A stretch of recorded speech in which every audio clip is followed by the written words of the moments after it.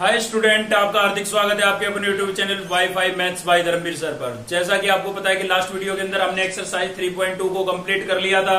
आज हम शुरू करने जा रहे हैं एक्सरसाइज 3.3। अगर आप चैनल पर नए हैं तो चैनल को सब्सक्राइब कर लीजिए और वीडियो को लाइक कर दीजिए, ठीक है। और इससे पहले की वीडियो अगर आपने नहीं देखी है तो उसका लिंक आपको नीचे डिस्क्रिप्शन में गिवन होगा, जाकर के आप देख सकते हैं। तो चलिए शुरू करते हैं एक्सरसाइज 3.3। तो इससे पहले कि हम एक्सरसाइज को शुरू करें, थोड़ा हम जान लेते हैं ट्रिग्नोमेट्रिक फंक्शनों की क्वाड्रेंट के बारे में। तो क्वाड्रेंट ऑफ ट्रिग्नोमेट्रिक फंक्शन देखिए, शुरू से लेते हैं। बिल्कुल कंप्लीट एंगल कितने डिग्री का होता है? 360 डिग्री का होता है। आपको पता है कंप्लीट जो एंगल होता है वो कितने का होता है? 360 का होता है, ठीक है। अब क्वाड्रेंट जो होती है हमारे पास कितनी होती है? 4 क्वाड्रेंट होती है। तो कंप्लीट एंगल हुआ 360 का, क्वाड्रेंट है 4, तो एक क्वाड्रेंट का जो एंगल होगा वो कितना होगा? एंगल ऑफ ईच क्वाड्रेंट कितना हो जाएगा? 360 को हम 4 से डिवाइड करेंगे, कितना आ गया? 90।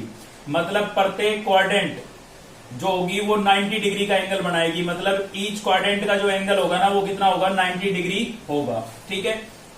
तो देखिए ये हमने 4 क्वाड्रेंट दिखा दिए। यहां से ये आपका होगा 0 डिग्री का एंगल। आपको इससे पहले एक बात और बता देता हूं कि अगर आप एंटी क्लॉकवाइज डायरेक्शन में चलते हैं, ठीक है, जैसे ये आपकी घड़ी है, यहाँ पर है 12, ये 6 है, ये 3 है और ये 9, ठीक है।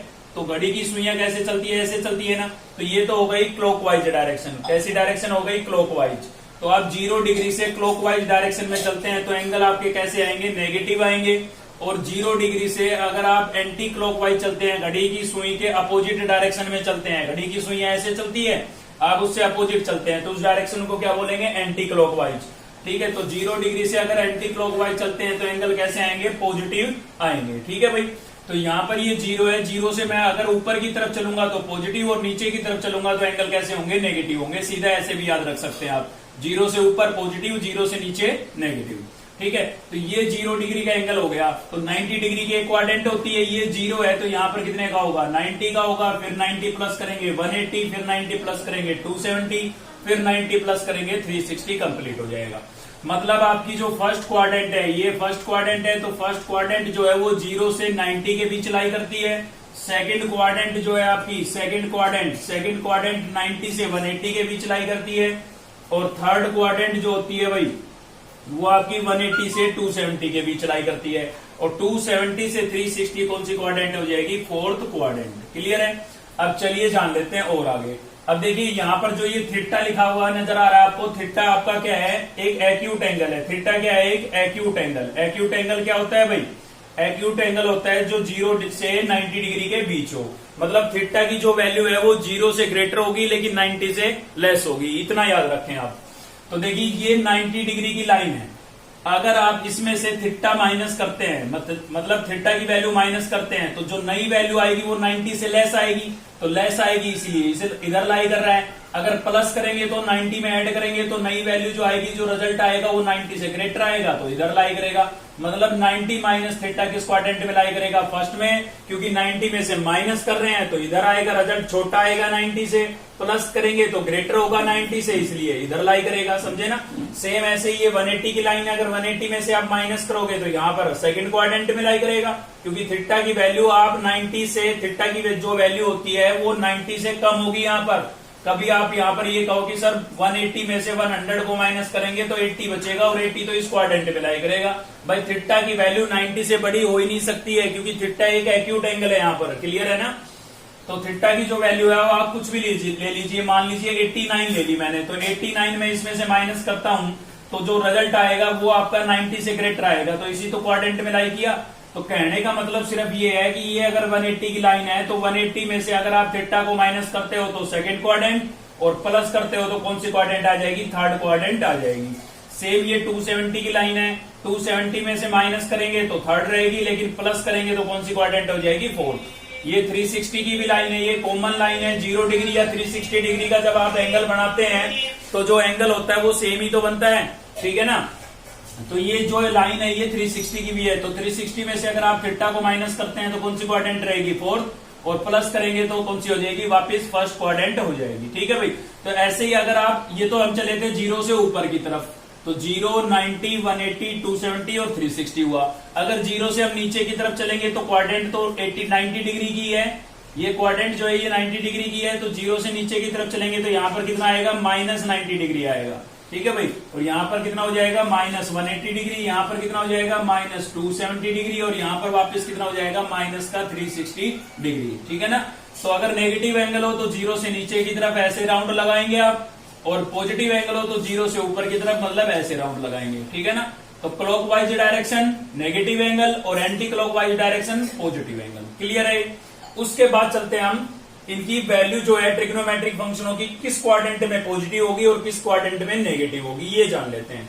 तो देखिए जो फर्स्ट क्वाड्रेंट है आपकी, फर्स्ट क्वाड्रेंट में मैंने लिखा है ऑल पॉजिटिव। इसका मतलब ये है कि भाई अगर आपका एंगल 0 से 90 के बीच का है, 0 से 90 के बीच थीटा की वैल्यू लाई कर रही है, जैसे कि 60, 30, 45, ठीक है ना, तो सभी ट्रिग्नोमेट्रिक फंक्शन 6 के 6 ट्रिग्नोमेट्रिक 6 ट्रिग्नोमेट्रिक फंक्शन होते हैं, सभी की वैल्यू कैसी होगी, पॉजिटिव होगी। इसलिए मैंने लिखा है ऑल पॉजिटिव। अगर थीटा आपका 0 से 90 के बीच का है तो, अगर आपका थीटा 90 से 180 के बीच की वैल्यू है, मतलब यहाँ पर जो एंगल है वो 90 से 180 के बीच लाई कर रहा है, तो केवल साइन और कोसिकेंट की वैल्यू क्या होगी, पॉजिटिव होगी, बाकी चारों की क्या होगी, नेगेटिव। इन दो की पॉजिटिव होगी, बाकी 4 की क्या होगी, नेगेटिव।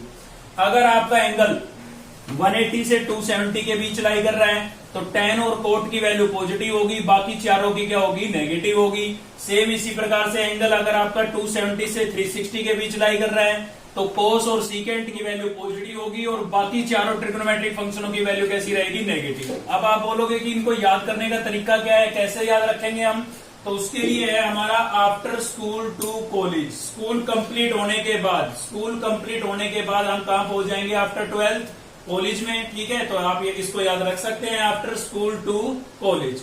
तो आफ्टर में देखिए पहले आपको क्या दिखाई दे रहा है, ए, तो A4 तो हो जाएगा ऑल, A4 क्या हो जाएगा, ऑल। तो फर्स्ट क्वाड्रेंट में तो क्या हो गए, ऑल ट्रिग्नोमेट्रिक फंक्शन पॉजिटिव।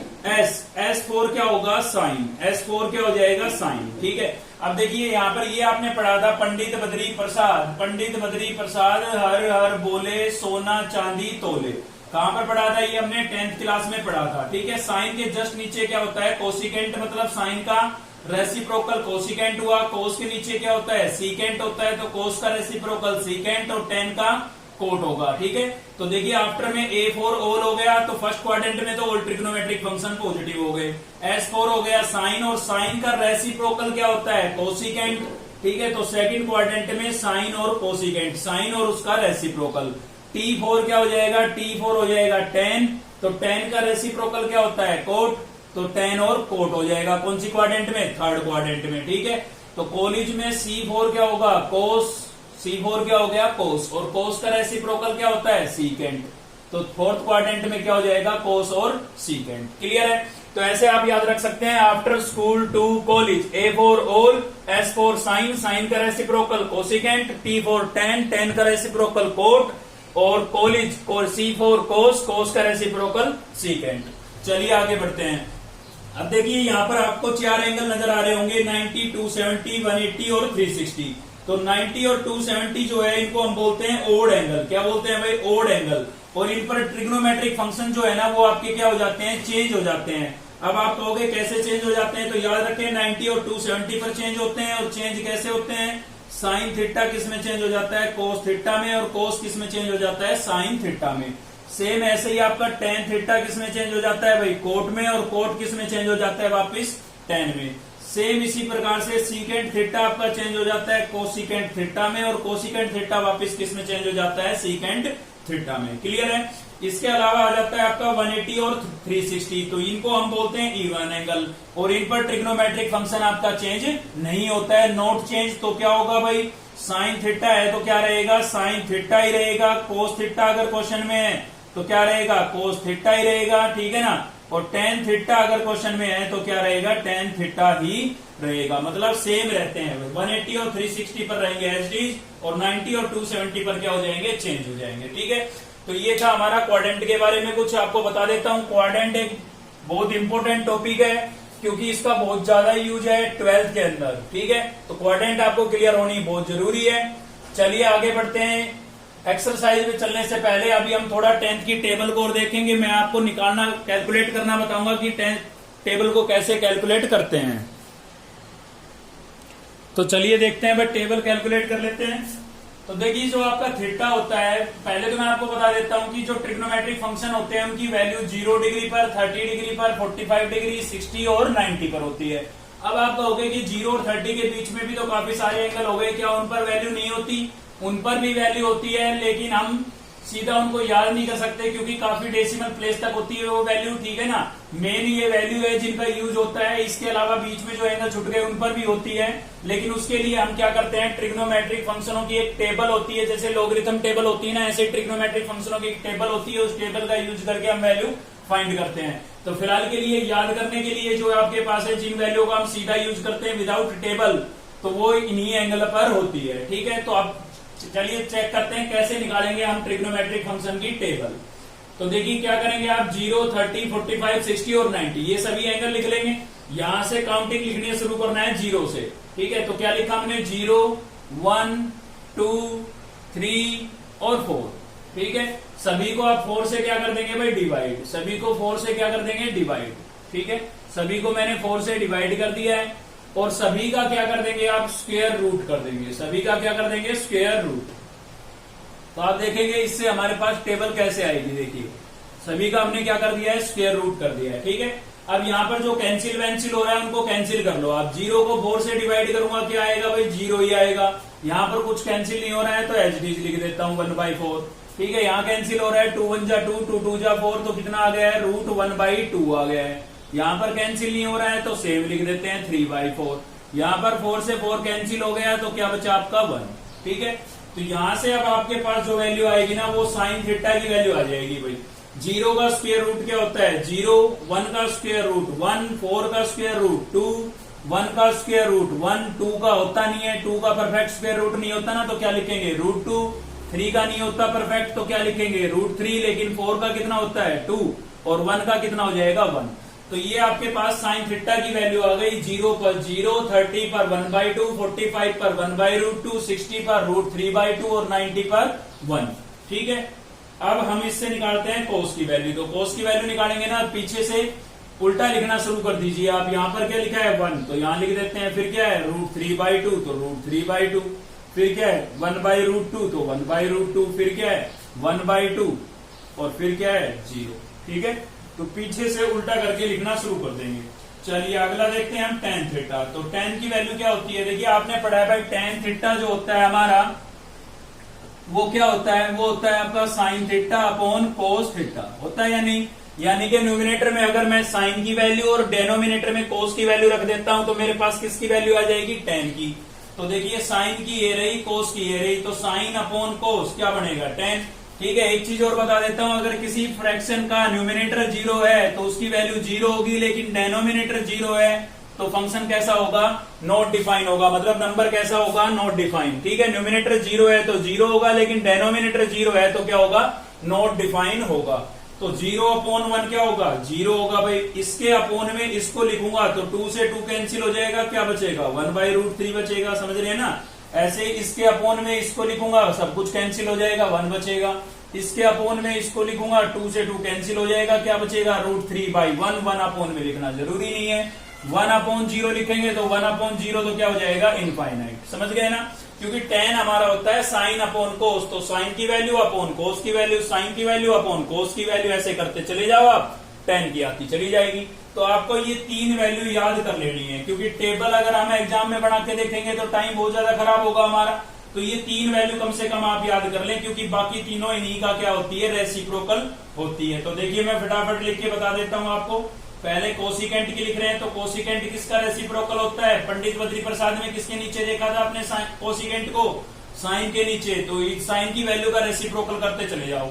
तो देखिए 0 का रेसिप्रोकल क्या होगा भाई, 0 का मतलब क्या है, 0 का मतलब है 0/1। अब इसका मैं रेसिप्रोकल करूंगा तो क्या बनेगा, 1/0, और 1/0 का मतलब क्या होता है, इनफाइनाइट। तो 0 का जब भी आप रेसिप्रोकल करोगे क्या बनेगा, इनफाइनाइट बनेगा, और इनफाइनाइट का रेसिप्रोकल 0 बनेगा, ठीक है ना।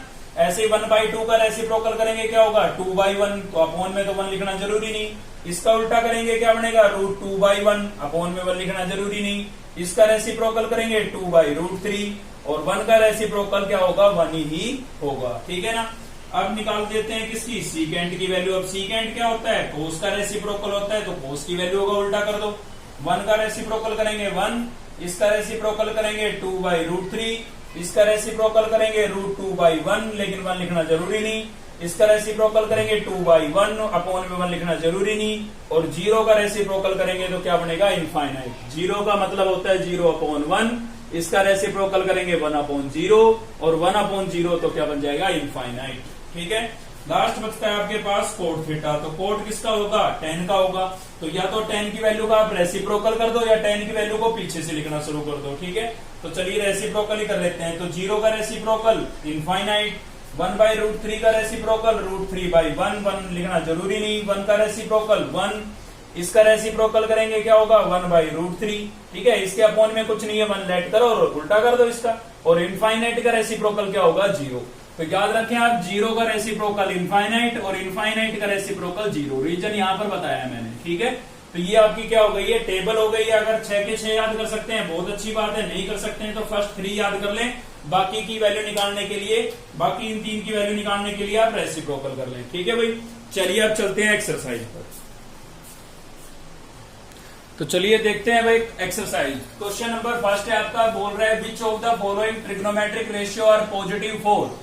अगर आपको थीटा जो है वो नीचे दिए हुए हैं तो आपको बताना है कि इन पर किस ट्रिग्नोमेट्रिक फंक्शन की, किन किन ट्रिग्नोमेट्रिक फंक्शन की वैल्यू कैसी होगी, पॉजिटिव होगी। ठीक है, तो उसके लिए आप केवल ये चेक करेंगे कि जो ये थीटा दिया हुआ है, एंगल दिया हुआ है, ये किस क्वाड्रेंट में लाई कर रहा है। ठीक है, तो 80 डिग्री जो होता है वो आपका किस क्वाड्रेंट में लाई करेगा, थीटा कितना है 80 डिग्री है, किस क्वाड्रेंट में लाई करेगा, फर्स्ट क्वाड्रेंट के अंदर लाई करेगा। किस क्वाड्रेंट में लाई करेगा, फर्स्ट क्वाड्रेंट में, क्योंकि फर्स्ट क्वाड्रेंट जो होती है आपकी, फर्स्ट क्वाड्रेंट जो होती है वो 0 डिग्री से 90 डिग्री तक होती है भाई। तो 80 तो आ गया ना इसमें, तो क्या होगा इसमें, ऑल ट्रिग्नोमेट्रिक फंक्शन कैसे होंगे, पॉजिटिव होंगे, क्योंकि फर्स्ट क्वाड्रेंट में तो सभी पॉजिटिव होते हैं। उसके बाद लेते हैं हम थर्ड पार्ट। अब थर्ड पार्ट में जो एंगल है वो दे दिया है आपको रेडियन के अंदर। ठीक है, तो इसको हमें डिग्री में चेक करना पड़ेगा, क्योंकि रेडियन में तो हम नहीं बता पाएंगे कि किस क्वाड्रेंट में लाई कर रहा है। तो इसको डिग्री में चेंज करने के लिए आप क्या करेंगे, 180 अपॉन पाई से मल्टीप्लाई कर देंगे। ठीक है, आपने पढ़ा था ये एक्सरसाइज 3.1 में कि अगर डिग्री में चेंज करना है तो 180 अपॉन पाई से मल्टीप्लाई करेंगे। भाई पाई से पाई क्या हो गया, कैंसिल, 4 1 जा 4, और ये कितने पर कैंसिल हो जाएगा, 45 पर। 45 को 3 से मल्टीप्लाई करेंगे कितना आएगा, 135 आएगा। तो बताइए 135 किस किस के बीच लाई करेगा, मतलब कौन सी क्वाड्रेंट में लाई करेगा। तो आप देख सकते हैं 135 जो होता है आपका वो 90 से लेकर के 180 के बीच लाई करेगा। और ये कौन सी क्वाड्रेंट है, सेकंड क्वाड्रेंट है। ठीक है ना, कौन सी क्वाड्रेंट है, सेकंड क्वाड्रेंट है भाई। और सेकंड क्वाड्रेंट में कौन से ट्रिग्नोमेट्रिक फंक्शन पॉजिटिव होते हैं, तो हमने पढ़ा था आफ्टर स्कूल, स्कूल से याद आया होगा S4 साइन, और साइन का अपोजिट कौन सा था, साइन का अपोजिट था कोसिकेंट। ठीक है, तो आपका जो एंगल है अगर वो 3π/4 है तो केवल साइन और कोसिकेंट की वैल्यू पॉजिटिव होगी, बाकी चारों की कैसी होगी, नेगेटिव। और 80 डिग्री पर, सॉरी 80 डिग्री पर सभी ट्रिग्नोमेट्रिक फंक्शनों की वैल्यू पॉजिटिव होगी। तो ये आपका क्वेश्चन नंबर फर्स्ट था। चलते हैं क्वेश्चन नंबर सेकंड पर। सेकंड का फर्स्ट पार्ट देख रहे हैं, क्या गिवन है भाई, tan x इक्वल्स टू -1/√3। ठीक है, tan की वैल्यू आपको ये गिवन है। Then find the quadrant in which x lie, आपको पता करना है कि ये किस x जो है वो किस क्वाड्रेंट में लाई करेगा।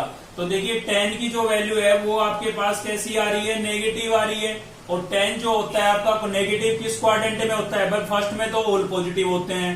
ठीक है ना, फर्स्ट में तो क्या होते हैं, ऑल पॉजिटिव, तो tan भी पॉजिटिव हुआ। सेकंड में नेगेटिव होता है आपका tan, और कौन सी में होता है, फोर्थ में नेगेटिव होता है। ठीक है ना, थर्ड में तो पॉजिटिव होता है। याद करो, after school 2 T for tan, तो tan का अपोजिट कोट, तो tan और कोट कौन सी क्वाड्रेंट में आए, थर्ड क्वाड्रेंट में। तो फर्स्ट में तो सारे ही पॉजिटिव, इसके अलावा थर्ड में पॉजिटिव होता है। तो यहाँ पर tan की वैल्यू आपके पास आ रही है नेगेटिव, तो आपको देखना पड़ेगा कि tan नेगेटिव किस क्वाड्रेंट में होता है। तो नेगेटिव होता है सेकंड में और फोर्थ में, फर्स्ट में और थर्ड में पॉजिटिव होता है। ठीक है, पॉजिटिव आती तो हम पॉजिटिव क्वाड्रेंट देखते हैं, किस क्वाड्रेंट में पॉजिटिव होता है, नेगेटिव वैल्यू है तो देखेंगे नेगेटिव किस क्वाड्रेंट में।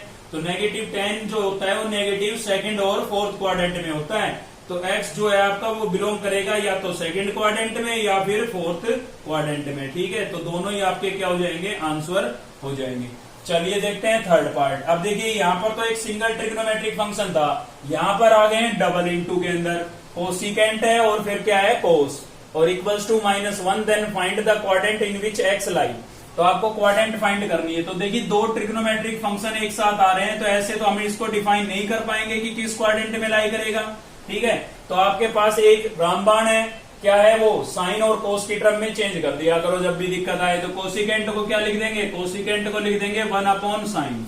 कोसिकेंट क्या होता है 1 साइन, और ये तो कोस पहले ही है। ठीक है, तो साइन और कोस की टर्म में चेंज कर दिया करो भाई। तो कोस को 1 से मल्टीप्लाई करेंगे क्या हो जाएगा कोस एक्स, और अपोन में क्या है आपके पास साइन एक्स, इक्वल्स टू कितना है -1।